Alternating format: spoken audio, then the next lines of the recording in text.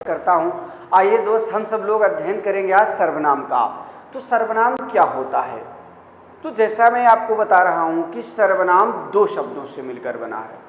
नमस्कार दोस्तों, मैं आरपी शुक्ल चंद्रा इंस्टीट्यूट के ऑनलाइन क्लास में आपका स्वागत करता हूं। आइए दोस्त, हम सब लोग अध्ययन करेंगे आज सर्वनाम का। तो सर्वनाम क्या होता है? तो जैसा मैं आपको बता रहा हूं कि सर्वनाम दो शब्दों से मिलकर बना है। कौन कौन? एक होता है सर्व और दूसरा होता है नाम। सर्व का मतलब होता है सबका और नाम का अर्थ होता है नाम, अर्थात जो नाम सबके लिए प्रयोग किया जाए वह क्या कहलाता है? सर्वनाम। जैसे मैं का प्रयोग हम भी अपने लिए करते हैं, मैं का प्रयोग आप भी अपने लिए करते हैं। तुम का प्रयोग हम भी सामने वाले व्यक्ति के लिए करते हैं, तुम का प्रयोग आप भी अपने सामने वाले के लिए। अगर वह व्यक्ति हमसे बड़ा है तो उसके लिए हम आपका प्रयोग हम भी करते हैं, आपका प्रयोग आप भी करते हैं। इसलिए जिस शब्द का प्रयोग सब लोग करते हैं उसे हम क्या कहते हैं? सर्वनाम कहते हैं। जैसे मान लीजिए सोनू, मोनू, टिंकू, पिंकू, कोई नाम अगर दे दिया जाए तो वह किसी व्यक्ति का नाम हो जाता है। लेकिन तुम, मैं, या, वह, कुछ, कोई, कौन, क्या ऐसे शब्द अगर बोले जाते हैं तो उसका प्रयोग हम भी अपने लिए करते हैं और आप भी अपने लिए करते हैं। इसलिए इसे हम क्या कहते हैं? सर्वनाम। तो आपको यह जानना है सर्वनाम कितने शब्दों से बनेगा? दो। एक होगा सर्व, दूसरा होगा नाम। तो सर्वनाम का प्रयोग कहां पर होगा? आपने ये तो जान लिया सर्वनाम, लेकिन सर्वनाम का प्रयोग कहां होता है आप जानिए। एक तो संज्ञा के स्थान पर और दूसरा विशेषण के स्थान पर। अब कैसे होगा? तो संज्ञा के स्थान पर ऐसे होगा कि कल्पना करिए कि सचिन क्रिकेट खेलता है। तो सचिन किसी व्यक्ति का नाम है, ये क्या है? एक संज्ञा है। लेकिन वह सचिन आपके पास ही खड़ा हो तो क्या कहोगे? कि वह क्रिकेट खेलता है, यह क्रिकेट खेलता है। वो लड़का आपके सामने है तो थोड़ा कहने जाओगे कि अरे सचिन खेलता है। अरे वह लड़का जब खड़ा है तो आपको उसको संबोधित करना होगा, यह लड़का क्रिकेट खेलता है। तो जब आपको ध्यान देना है कि सर्वनाम का प्रयोग कहां पर करेंगे, तो पहली कंडीशन हमने बताया संज्ञा के स्थान पर। जैसे कहा जाए कि रमेश को विद्यालय जाना है, लेकिन वह लड़का आपके सामने आए तो क्या कहोगे? इनको विद्यालय जाना है। तो रमेश के स्थान पर आपने इनको प्रयोग किया।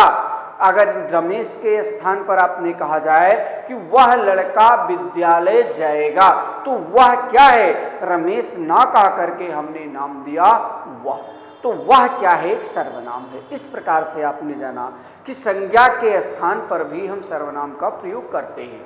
दूसरी बात हमको जानना है कि विशेषण के स्थान पर हम कैसे प्रयोग करेंगे।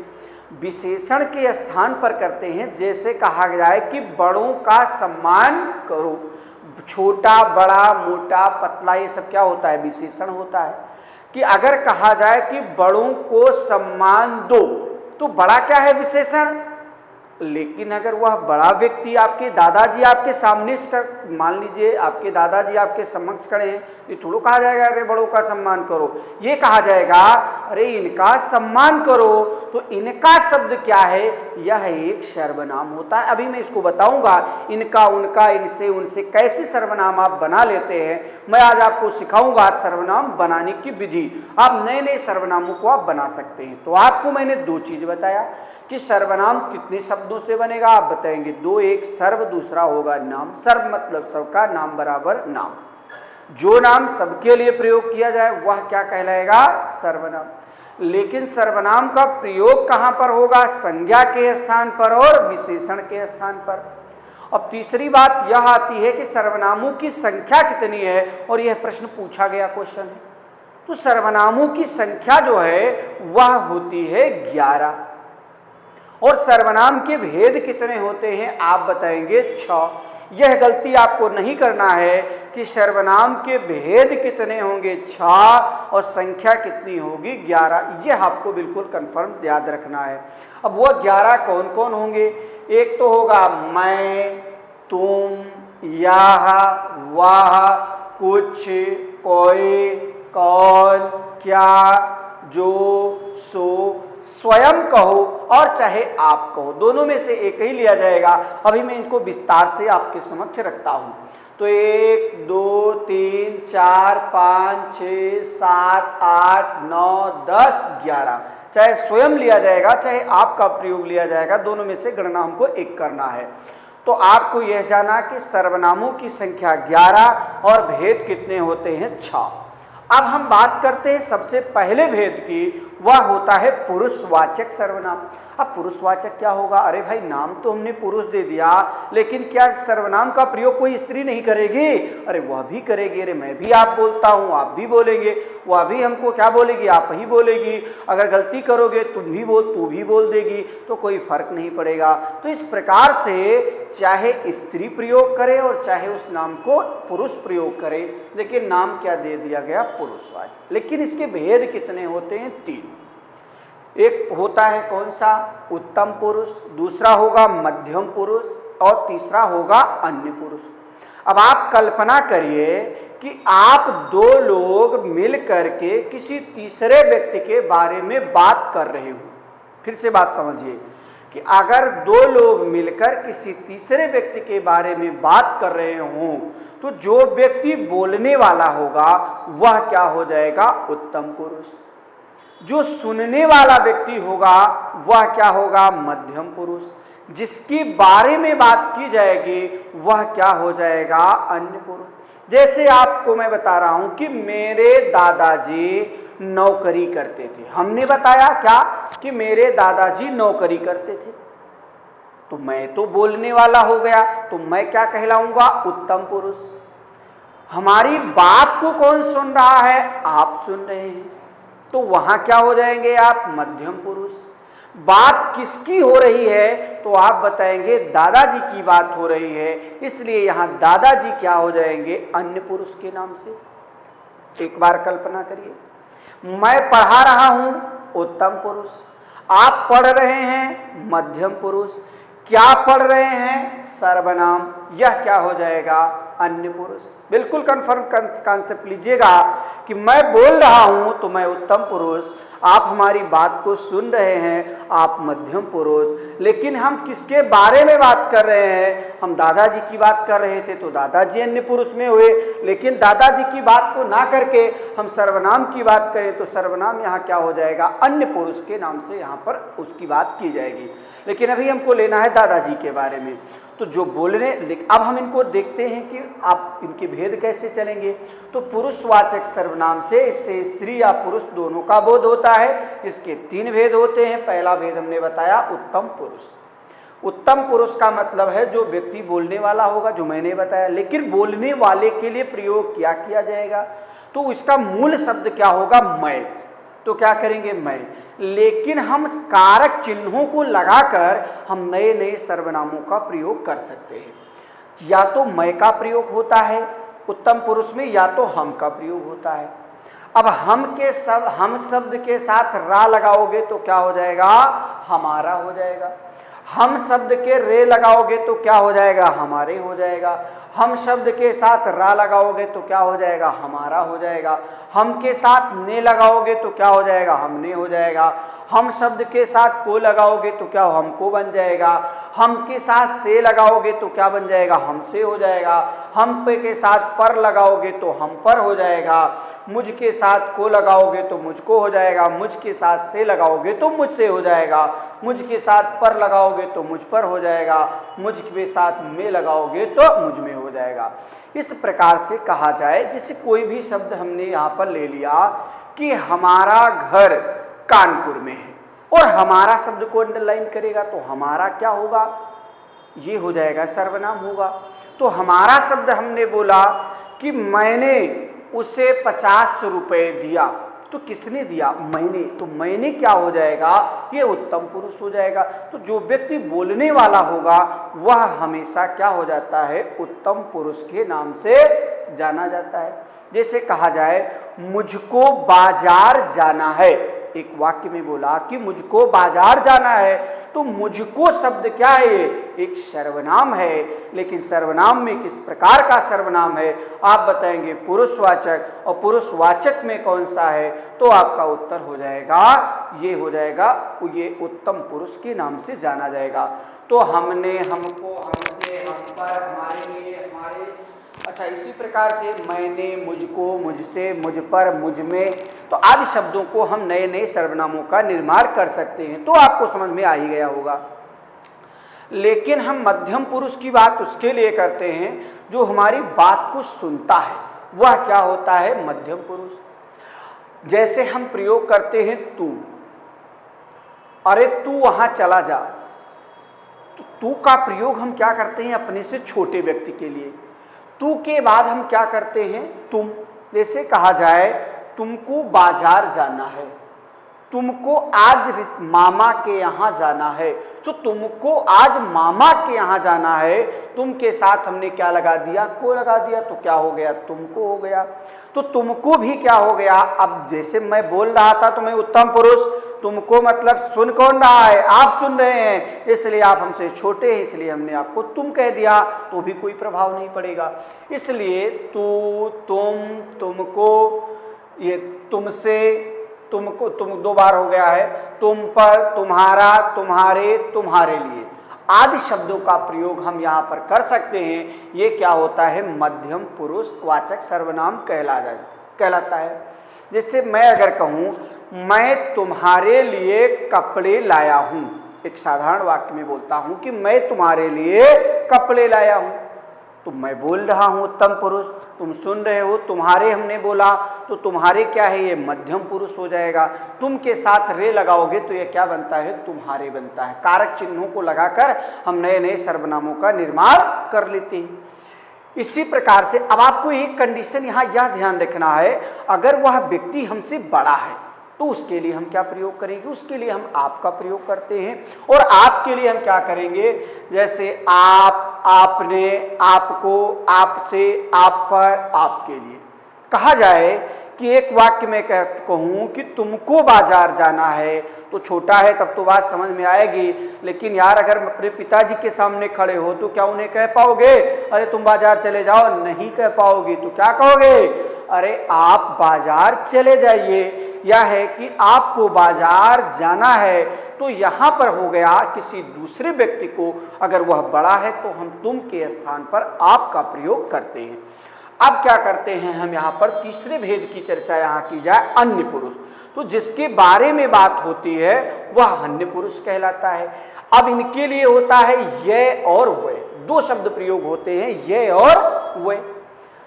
तो अब जैसे ये वैसे हम शब्द बनाएंगे, इन्हें, उन्हें, इनको, उनको, इनसे, उनसे, इन पर, उन पर, इन्होंने, उन्होंने।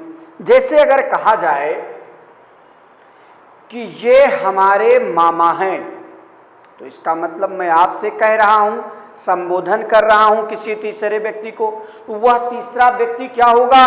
वह अन्य पुरुष। अगर कहा जाए कि वे हमारे दादाजी हैं, एक सामने कोई व्यक्ति खड़ा है वो लेकिन वह दूर है और उसको आप संबोधित कराना चाहते हैं, अपने मित्र को बताना चाहते हैं और उसे कहते हैं कि वे हमारे दादाजी हैं, तो आप जैसे उनको बोलते हैं, दादाजी की बात करते हैं, तो वहां क्या हो जाएगा? अन्य पुरुष की आप किसी तीसरे को। कहा जाए कि आज उन्होंने कुछ नहीं खाया, मान लीजिए दादाजी की तबीयत खराब है और ले गए हैं डॉक्टर के पास और दादाजी कुछ नहीं खाए, तो आप क्या कहेंगे? आज उन्होंने कुछ नहीं खाया। तो यहां उन्होंने शब्द का प्रयोग क्या हो जाएगा? अन्य पुरुष में। तो आप बिल्कुल कंफ्यूजन में मत रहिएगा। तो इस प्रकार से हम कारक चिन्हों को लगा लगाकर नए नए वाक्य शब्दों का प्रयोग कर लेते हैं। मूल शब्द क्या है? ये वह। ये वैसे हम बनाएंगे इन्हें, उन्हें, इनको, उनको, इनसे, उनसे, इन पर, उन पर, इन्होंने, उन्होंने आदि शब्दों को लगाकर हम नए नए सर्वनामों का निर्माण करते हैं और इन्हीं शब्दों को लगा लगाकर हम नए नए वाक्यों का निर्माण करते हैं। अब क्या होता है? अगला भेद होता है निजवाचक सर्वनाम। निजवाचक सर्वनाम वह सर्वनाम होता है जिस सर्वनाम का प्रयोग स्वयं कर्ता के लिए होता है, वह निजवाचक सर्वनाम कहलाता है। अब जैसे यह निजवाचक सर्वनाम क्या हो जाएगा? तो निजवाचक का प्रयोग हम क्या करेंगे? स्वयं अपने लिए प्रयोग करेंगे, इसलिए यह निजवाचक सर्वनाम होगा। जैसे और इसमें होता क्या है? स्वयं या आपका प्रयोग होता है। कैसे होगा? जिससे कहा जाए कि मैं स्वयं खाना बना लेता हूं, तो ये तो बात समझ में आ गई, स्वयं बना लेता हूं। लेकिन यहां आप भी एक दिख रहा है, मैं अपने आप खाना बना लेता हूं, इसका मतलब मैं स्वयं खाना बना लेता हूं। मैं अपने आप पढ़ लेता हूं, इसका मतलब मैं स्वयं पढ़ लेता हूं। तो यहां आप का प्रयोग किसके लिए होगा? अपने लिए। लेकिन एक निजवाचक में आपका प्रयोग होता है और एक मध्यम पुरुष में भी आपका प्रयोग होता है। आप दोनों में अंतर कैसे जान पाओगे, इसको जानो। अगर यहां पर 2-3-4 उदाहरण मैंने दिया कि मैं अपने आप पढ़ लेता हूं, मतलब स्वयं से पढ़ लेता हूं, आप भले तो जग भला, और यह उदाहरण भी आपके यहां एग्जाम में आया था कि आप भले तो जग भला। तो आपका मतलब यदि मैं स्वयं अच्छा हूं तो मेरे लिए संसार क्या हो जाएगा? अच्छा हो जाएगा। अरे मेरे भाई, अगर आप किसी को गाली नहीं दोगे तो आपको कोई गाली थोड़ो देगा। आप किसी के साथ अन्याय नहीं करोगे तो आपके साथ कोई अन्याय थोड़ो करेगा। आप किसी को प्रणाम करोगे तो क्या सामने वाला आपको गाली थोड़ो देगा? अरे वो भी आपको आशीर्वाद दे देगा। लेकिन सामने वाली को गाली दोगे तो एक गाली दोगे तो हो सकता है वो 4 गाली दे देगा। तो इसलिए आपको ये उदाहरण क्या है कि आप भले तो जग भला। अगर आप इस संसार में अच्छा कार्य करते हैं तो सारा संसार आपके लिए अच्छा ही मिल जाता है। ये कॉन्सेप्ट है। मैं अपने आप आया हूं, मैं अपने आप मतलब स्वयं से आया हूं। लेकिन कहा जाए कि आपको आना होगा। आपको आना होगा मतलब क्या है? तुम्हें आना होगा। मैं अपने आप आऊंगा मतलब मैं स्वयं से आऊंगा। तो इस प्रकार से ध्यान रखना है, जब वह शब्द किसी दूसरे के लिए प्रयोग किया जाए तो वह क्या हो जाएगा? मध्यम पुरुष। लेकिन वही शब्द आपका प्रयोग यदि स्वयं के लिए किया जाएगा तो वह क्या हो जाएगा? निजवाचक सर्वनाम के नाम से जाना जाएगा। हमने पढ़ा 2 भेद। अगला भेद यह होता है निश्चयवाचक सर्वनाम। अब निश्चयवाचक सर्वनाम वह सर्वनाम होता है कि चाहे कोई निकट की वस्तु पदार्थ या व्यक्ति हो और चाहे वह कोई दूर के निकट, चाहे निकट की बात की जाए और चाहे दूर की वस्तु पदार्थ घटना कोई भी चीजें हो, चाहे वह दूर हो और चाहे वह नजदीक हो, लेकिन अगर उसमें निश्चितता है तो उसे हम निश्चयवाचक सर्वनाम कहते हैं। तो उसके लिए हम शब्द क्या प्रयोग करेंगे? यह और वह। जैसे कहा जाए यह गांव है, वह घर है, यह विद्यालय है, वह लड़का है। तो इस प्रकार से हम क्या करते हैं? उसमें निश्चितता है कि यह घर है, मतलब घर यह है। अब इसमें यह नहीं है कि दूसरा घर हो सकता है। इस प्रकार से क्या होता है? यह निश्चयवाचक सर्वनाम में यह और वह का प्रयोग होता है। अब इसका अगला भेद है अनिश्चयवाचक सर्वनाम। अनिश्चयवाचक सर्वनाम वह सर्वनाम होता है कि जिस सर्वनाम का प्रयोग क्या होता है, चाहे वह वस्तु या पदार्थ या व्यक्ति नजदीक हो और चाहे वह आपसे दूर हो, लेकिन उसमें हमें यह पता चलता है कि उसमें निश्चितता नहीं है, वो अनिश्चितता की बात कर रहा है, तो उसे हम अनिश्चयवाचक सर्वनाम के नाम से जानते हैं। जैसे कुछ कोई, अगर कहा जाए दूध में कुछ पड़ा है, कुछ जा रहा है, कोई बुला रहा है, कोई देख रहा है, तो चाहे दूर से देख रहा है चाहे नजदीक से देख रहा है, लेकिन उसमें यह नहीं पता पा रहा है कि क्या देख रहा है। कुछ देख रहा है, क्या देख रहा है, लेकिन यहां पर क्या है? कोई देख रहा है। अरे यार कौन देख रहा है? हमें यह पता नहीं है। चाहे वह नजदीक से देख रहा है चाहे वह दूर से देख रहा है, लेकिन अगर उसमें हमें अनिश्चितता का पता चलता है तो उसे हम अनिश्चयवाचक सर्वनाम के नाम से जानते हैं। तो आपको यह पता हो गया। इसी प्रकार से हम अगले भेद की बात करते हैं प्रश्नवाचक सर्वनाम। प्रश्नवाचक वह सर्वनाम होता है कि जिस सर्वनाम से हमें प्रश्न करने का पता चलता है। इसकी परिभाषा हमने नहीं लिखा क्योंकि आप लोग जानते भी हैं प्रश्नवाचक वही है कि प्रश्न करने की बात की जाए। तो उसके लिए होता है कौन और क्या। जैसे फिर अब उदाहरण के द्वारा आप जानिए, कौन जा रहा है, क्या खा रहे हो, क्या देख रहे हो, कौन बुला रहा है। तो इस प्रकार से हम शब्दों को बात करते हैं तो ये पता नहीं है कौन बुला रहा है। अब आप प्रश्न कर रहे हैं क्या देख रहे हो, अरे भाई क्या देख रहे हो, हम कुछ भी देख रहे हैं। तो यहां पर अगर प्रश्न करने की बात की जाए तो उसे कौन और क्या को हम क्या बोलते हैं, प्रश्नवाचक सर्वनाम के नाम से जानते हैं। अब क्या है संबंधवाचक सर्वनाम। अब संबंधवाचक वह सर्वनाम होता है कि चाहे दो व्यक्ति की बात हो, चाहे किसी दो वस्तु की बात हो, चाहे किसी वाक्यों की बात हो, अगर इन दोनों के संबंधों को वह बताता है, प्रकट करता है, वह संबंधवाचक सर्वनाम के नाम से जाना जाता है। जैसे कहा जाए, इससे दो व्यक्तियों या वस्तुओं के पारस्परिक संबंधों का पता चलता है। इसके लिए हम जो शब्द यूज करते हैं वह क्या होता है, जो और सो। जैसे उदाहरण दिया जाए कि जो आया है सो जाएगा, तो यहां पर क्या है, पहला वाक्य है जो आया है सो जाएगा। आने और जाने के संबंधों को कौन बता रहा है, यहाँ एक जो है और एक सो है। जो और सो ये दोनों एक दूसरे के संबंधों को प्रकट कर रहा है, इसलिए संबंधवाचक सर्वनाम कहलाएगा। जैसी करनी वैसी भरनी, जो से हम क्या बनाएंगे जैसी, और सो से क्या बनाएंगे वैसी। तो जैसी करनी वैसी भरनी, तो ये जैसी और वैसी क्या हो जाएगा, संबंधवाचक सर्वनाम। वह जो ना करे सो थोड़ा है। अरे यार, कोई आपका हित नहीं है, कोई दुश्मन व्यक्ति है और वह आपके साथ गलत करता है और गलत पर गलत करते हुए चला जाता है। कोई व्यक्ति आया, अरे यार तुम्हारे साथ तो ये ऐसा कर रहा है, तुम्हारे साथ वो ऐसे कर रहा है, तो आप उसको उत्तर क्या देते हैं, अरे भाई उसकी बात ना करो, अरे वह जो ना करे सो उसके लिए थोड़ा है, वो मेरे ऊपर सब कुछ करने को तैयार है। इसलिए यह क्या हो जाएगा, संबंधवाचक सर्वनाम के नाम से जाना जाएगा। इस प्रकार दोस्तों हमने अभी जाना क्या कि सर्वनाम कितने शब्दों से बना है, आप बताएंगे। दो, एक होता है सर्व, दूसरा होता है नाम। सर्व मतलब सबका नाम बराबर नाम। तो जो नाम सर्व के लिए प्रयोग हो वो क्या कहलाएगा, सर्वनाम। जैसे मैं, तुम, स्वयं, आप, यह, वह, कुछ, कोई, कौन, क्या, जो, सो, तो ये हो गया ये सर्वनाम। सर्वनाम का प्रयोग कहाँ होगा, तो आप बताएंगे। सर्वनाम का प्रयोग संज्ञा के स्थान पर भी होता है और विशेषण के स्थान पर भी होता है। सर्वनाम के भेद कितने होते हैं, तो आपका उत्तर क्या हो जाएगा, सर्वनाम के भेद होते हैं 6। अगला प्रश्न बनेगा संज्ञा सर्वनाम की संख्या कितनी है, आपका बिल्कुल उत्तर होना चाहिए 11। अब उसमें आप बताएंगे भेदों की चर्चाएं। तो सबसे पहले हमने बताया पुरुषवाचक, दूसरा हो गया निजवाचक, तीसरा हो गया आपका निश्चयवाचक, चौथा अनिश्चयवाचक, पांचवा प्रश्नवाचक, छठा हो गया संबंधवाचक। अभी तक आपने पढ़ा इनके भेदों के बारे में।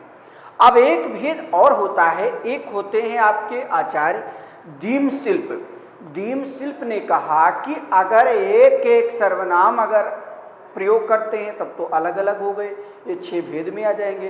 कभी कभी हम क्या करते हैं कि दो दो सर्वनामों का प्रयोग एक साथ करते हैं, तो उसे क्या कहा जाए, तो उसके लिए उन्होंने नाम दिया संयुक्त सर्वनाम।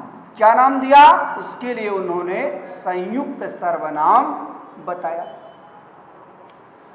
अब संयुक्त सर्वनाम क्या होता है कि जब दो सर्वनाम एक साथ प्रयोग किए जाएं तो वे क्या कहलाते हैं, संयुक्त सर्वनाम। जैसे जो कुछ देना है, जो कुछ देना है दे दो। अब जो और कुछ क्या है, जो और कुछ क्या है, जो भी एक सर्वनाम है और कुछ भी एक सर्वनाम है, इसलिए यहां पर 2 सर्वनाम आए, इसलिए इसे क्या कहा जाएगा, संयुक्त सर्वनाम। अगर कहा जाए कुछ कुछ दिखाई दे रहा है, दिखाई दे रहा है, कुछ कुछ दिखाई दे रहा है, तो कुछ कुछ यहां पर क्या हो जाएगा, यह भी आपका संयुक्त सर्वनाम कहलाएगा। तो एक ही सर्वनाम कितनी बार आ गया, 2 बार आ गया तब भी हो जाएगा। 2 सर्वनाम एक साथ आ जाए तब भी हो जाए। कहा जाए कि कुछ ना कुछ दे ही दो, तो कुछ कुछ के साथ क्या लगा दिया, 2 सर्वनाम एक साथ आ गए। तो जिन्होंने, ये कौन है, तो आचार्य दीमशिल्प हैं, और दीमशिल्प ने क्या किया कि इसके लिए एक नया नाम दिया, वह क्या हो गया, संयुक्त सर्वनाम। लेकिन संयुक्त सर्वनाम को भेद के अंतर्गत हम 7वां भेद नहीं पढ़ेंगे, बिल्कुल जानना है। और आपको पढ़ना क्या है, छठे और संयुक्त सर्वनाम को अलग से पढ़ना है। जब दो सर्वनाम एक साथ प्रयुक्त होते हैं वह संयुक्त सर्वनाम के नाम से जाने जाते हैं। इस प्रकार दोस्तों हमने पढ़ा सर्वनाम को। सर्वनाम से प्रश्न यही आते हैं कि सर्वनामों की संख्या कितनी है, आप बताएंगे 11 होते हैं। कभी कभी कौन किसके अंतर्गत आता है यह दे देता है, कभी किसी वाक्य को देता है और उस वाक्य के आधार पूछता है, अंडरलाइन करेगा इसमें कौन सा सर्वनाम होगा। और जो हमने सर्वनाम बनाने की विधि बताई है वह एक बार आप लोग प्रैक्टिस करिएगा और आपको बिल्कुल निश्चित है कि आपको सर्वनाम में नए नए सर्वनाम को बनाने की विधि के द्वारा आप नए नए सर्वनामों को जानेंगे भी और बनाएंगे भी और उनका एक बेहतर प्रयोग करेंगे। इस प्रकार में अगले लेक्चर में आपको विशेषण को लेकर मैं आपके सामने उपस्थित होता हूं। तब तक के लिए धन्यवाद मित्रों।